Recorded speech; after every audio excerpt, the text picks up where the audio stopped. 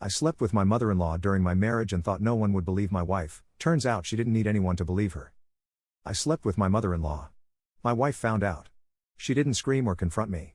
She just documented everything, told no one, and systematically destroyed my life so quietly that by the time I realized what was happening, I'd already lost everything. Now I'm 36, living in my car, and she's thriving with a man who would never betray her the way I did. I deserve all of it.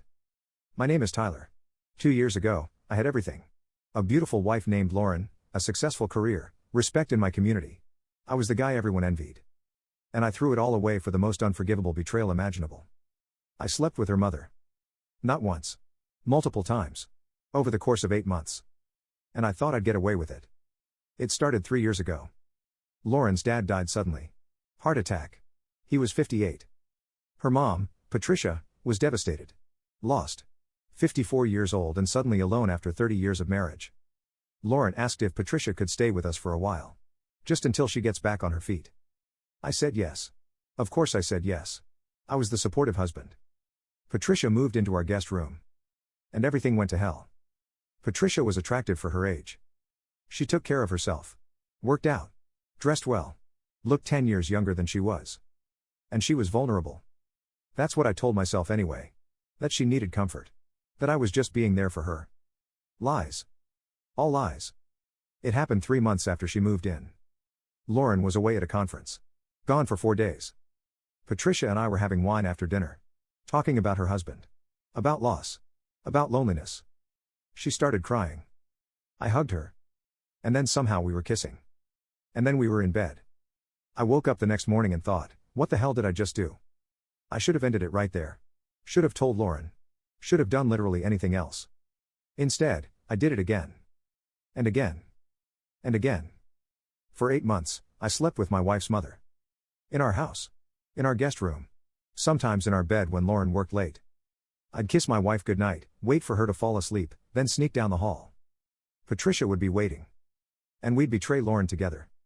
The woman who loved us both. The woman who'd invited her grieving mother into our home. The woman I'd promised to love and honor. We destroyed her. And we did it knowingly. Willingly. Repeatedly. I told myself it wasn't really an affair. Patricia and I weren't in love. We barely even liked each other outside of sex. It was just physical. A release. A mistake that kept happening. I still loved Lauren. I was still a good husband in every other way. Classic cheater logic. I was living a double life and somehow convinced myself it was fine. Patricia never felt guilty. Not once. She'd finish and roll over. Lauren can never know. I know. This would destroy her. I know. So we keep it between us. Agreed.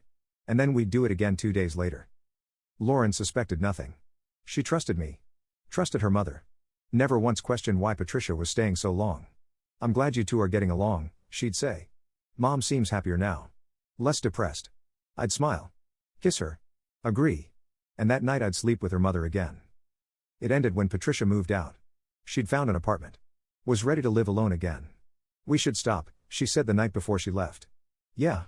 We should. Lauren can never know. She won't. Good. Patricia moved out the next day. Lauren helped her pack. Cried happy tears. I'm so proud of you, Mom. You're so strong. I stood there watching them hug. And felt nothing. Not guilt. Not shame. Not relief. Just nothing. I thought it was over. Patricia was gone. The affair was done. Lauren would never find out. Life would go back to normal. I was wrong. 6 months after Patricia moved out, Lauren's behavior changed. Subtle things at first. She stopped asking about my day. Stopped initiating sex. Started working late more often. I barely noticed. I was relieved, actually. Less pressure to perform. Less guilt to manage. I should have paid attention. 1 year after the affair ended, Lauren asked me to go to couples therapy. I feel like we're drifting apart, she said. We're fine, I said. I don't think we are. You want to waste money on therapy? I want to save our marriage. I agreed. Reluctantly. We went to 3 sessions. The therapist asked questions. Lauren answered honestly. I lied through my teeth. After the 3rd session, Lauren said, I don't think this is working. I told you therapy was a waste. That's not what I meant. She didn't explain. 18 months after the affair ended, I came home from work to find Lauren sitting at the kitchen table. Papers spread out in front of her. What's all this? I asked. Divorce papers. My blood ran cold. What? I'm filing for divorce, Tyler. Why?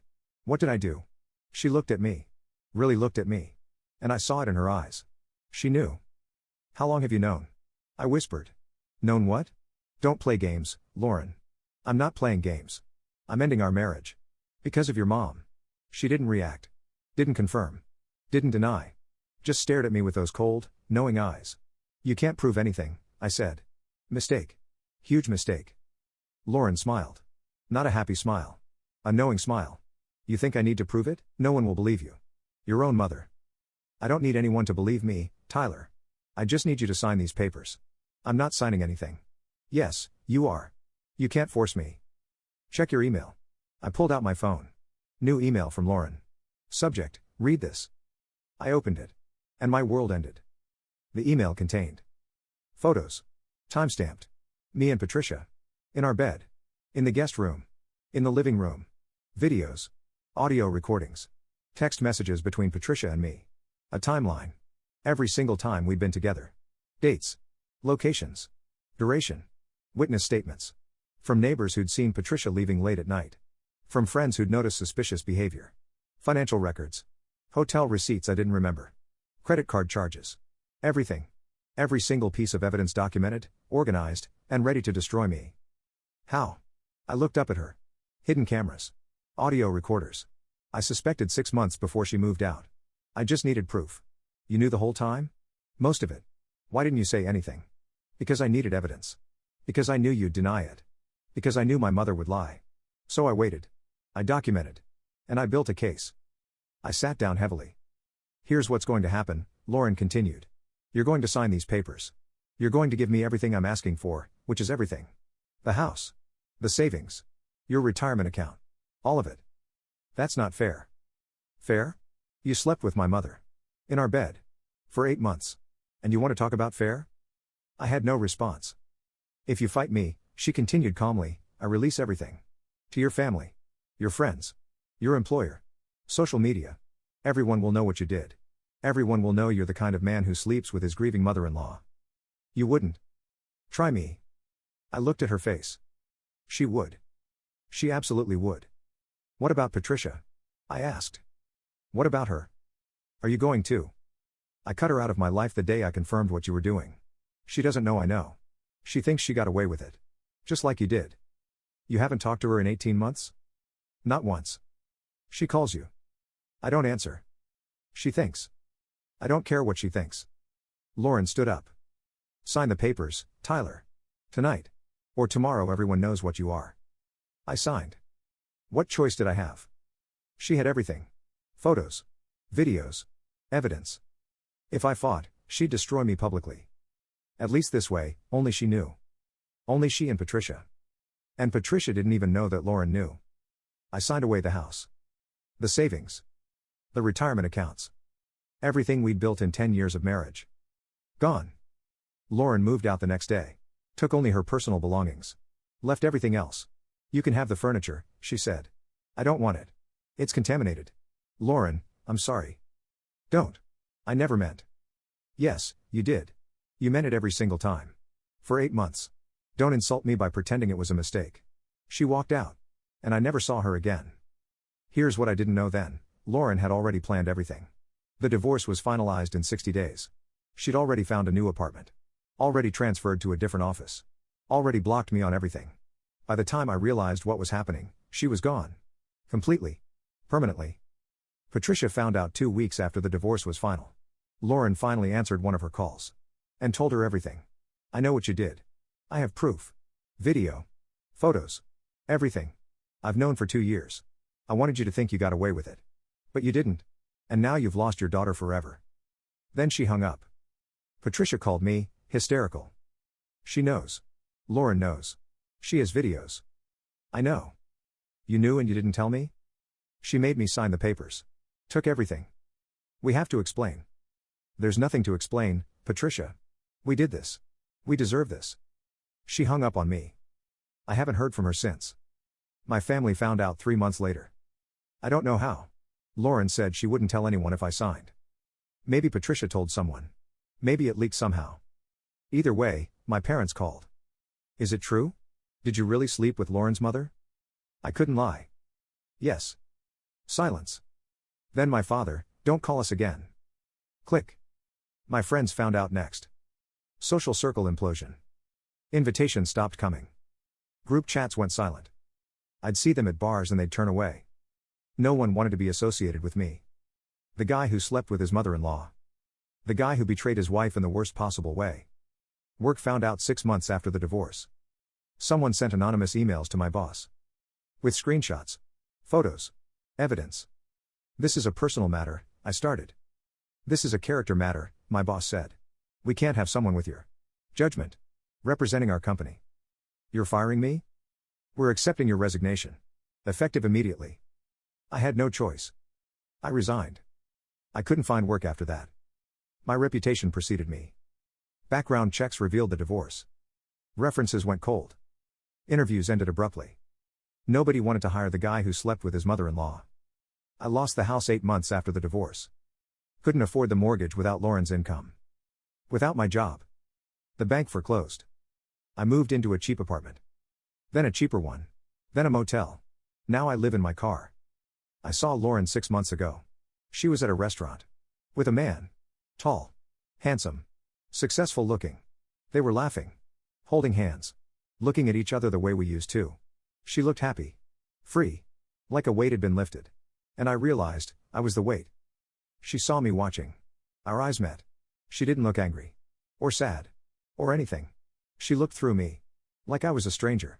Like I'd never existed. Then she turned back to her date. And I walked away.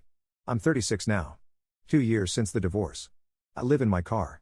A 2015 Honda Civic with 180,000 miles. I park in different places each night. Walmart parking lots. Rest stops. Side streets. I shower at the gym when I can afford the membership. Eat fast food. Sleep in the back seat. This is my life now. Month 3, I tried to apologize to Lauren. Sent an email. She blocked it.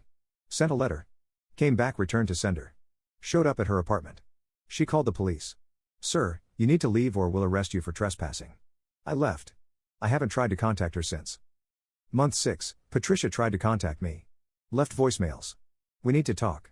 About what happened. About Lauren. I didn't call back. What was there to say? We destroyed her daughter. We destroyed each other. There was nothing left to discuss. Month 9, I hit rock bottom. Lost my apartment.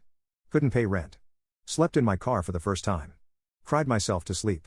Woke up to cops knocking on my window. You can't sleep here. Where am I supposed to go? Not my problem. They made me move. Year 1, I tried to rebuild. Got a job at a warehouse. Manual labor. Minimum wage. Saved enough for a motel room. Lasted 3 weeks before someone recognized me. You're that guy. The one who slept with his mother-in-law. Word spread.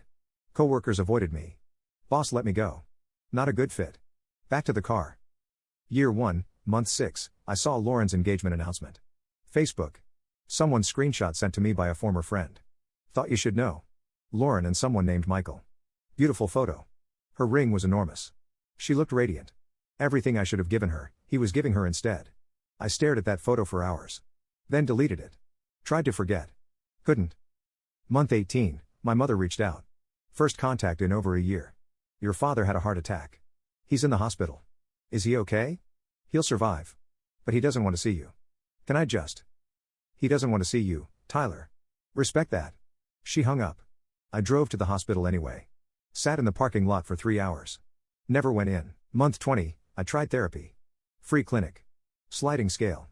Therapist listened to my story. Why did you do it? I don't know. That's not an answer. I don't have a better one. You slept with your wife's mother. Your grieving mother-in-law. For 8 months. In your wife's bed. You need a better answer than I don't know. I didn't go back. Month 22, Patricia sent a letter. Forwarded through someone. I don't know who. Tyler. I need you to understand something. What we did destroyed my relationship with my daughter. The only family I have left. She won't speak to me. Won't see me. I missed her engagement. I'll miss her wedding. I'll never meet my grandchildren. I lost everything because of you. I hope you're suffering the way I am. Patricia. I burned the letter. She blamed me. Like she didn't make choices too. Like she didn't climb into bed with her daughter's husband. We both did this. Month 24, Lauren got married. I saw photos online. Someone posted them publicly. Beautiful ceremony. Outdoor venue. Sunset. Lauren in white. Michael in a tux. They looked perfect together. I wasn't in a single photo. Erased completely. Like I'd never existed. That's when everything collapsed completely. I realized, I'm 36 years old. I have no job. No home. No family. No friends. I live in a car. I eat from dollar menus. I shower at gyms when I can afford it. I'm alone. Completely alone. And I did this to myself. The final blow came when I tried to see my father. He'd been discharged from the hospital. I drove to my parents' house. Knocked on the door. My mother answered. "What are you doing here?" "I wanted to see Dad." "He doesn't want to see you." "Please. I just need 5 minutes." "Tyler." She looked at me. Really looked at me. "You slept with your wife's mother. In your marriage bed. You're not the son I raised. I don't know who you are anymore." "Mom. Go. Before your father sees you and has another heart attack." She closed the door. I stood there for a moment. Then walked back to my car. And drove away. I'm 36 now. 2 years since the divorce was finalized. I live in my car in various parking lots around the city. I work odd jobs when I can get them. Under the table. Cash only. Most employers won't touch me once they know my story. And everyone knows my story. Lauren is married now. Living with Michael in a house I saw photos of online. Beautiful. Modern. Everything she deserves. She got promoted at work. Has friends who love her. A husband who respects her. A life full of joy and possibility. Everything I took from her, she rebuilt. Better. Stronger. Without me. Patricia lost everything too. Her daughter won't speak to her. She's alone. Isolated. Living with the consequences of her choices. Just like me. We deserve each other. And we can't even stand to talk. My family won't acknowledge me. My friends abandoned me. My career is destroyed. My reputation is ruined. I'm the cautionary tale people tell. Don't be like Tyler. Don't throw your life away. This is my life now. Wake up in my car, stiff and cold. Find a place to wash up. Look for work. Get rejected. Eat cheap food. Find a new place to park. Go to sleep. Do it all again tomorrow. The worst part isn't the poverty. It isn't sleeping in a car or eating from dollar menus. It isn't even the loneliness. The worst part is knowing I did this to myself. Nobody forced me to sleep with Patricia. Nobody made me betray Lauren. I chose this. Every single time for 8 months. I chose excitement over loyalty. I chose lust over love. I chose to destroy the woman who trusted me completely. People say what doesn't kill you makes you stronger. They're wrong. What doesn't kill you just teaches you to survive in the wreckage. To exist in the aftermath of your own destruction. To breathe in the ruins you created. I destroyed my marriage for 8 months of sex with my mother-in-law. Traded a lifetime of love for something unspeakable. Gave up everything that mattered for the worst betrayal imaginable. And now I live with it. Every single day. In a car. Alone. Exactly what I deserve. Lauren didn't need anyone to believe her. She didn't need to prove anything to anyone. She just needed to document the truth. And let the consequences play out. She didn't destroy me. I destroyed myself. She just made sure I couldn't escape it. If I could tell my past self anything. Don't touch her. Walk away. Tell Lauren. Do anything except what you're about to do. Because this will destroy everything. Your marriage. Your family. Your career. Your life. All of it. For what? For nothing. But I can't go back. None of us can. We just live with our choices. This is my confession. I slept with my mother-in-law. During my marriage. In my wife's bed. For 8 months. And I deserve every single consequence. The car I sleep in. The jobs I can't get. The family that disown me. The knowledge that she's happy without me. All of it. I deserve all of it. Some betrayals don't get forgiveness. Some doors don't reopen. Some consequences last forever. I learned that the hard way. If you're reading this and you're thinking about doing something unforgivable, don't. That moment isn't worth it. That choice will cost you everything. Your marriage. Your family. Your home. Your dignity. Your future. All of it. Gone. And unlike me, you won't even have the excuse of not knowing better. You'll just have to live in your car too. Wondering how you lost everything. Knowing exactly why.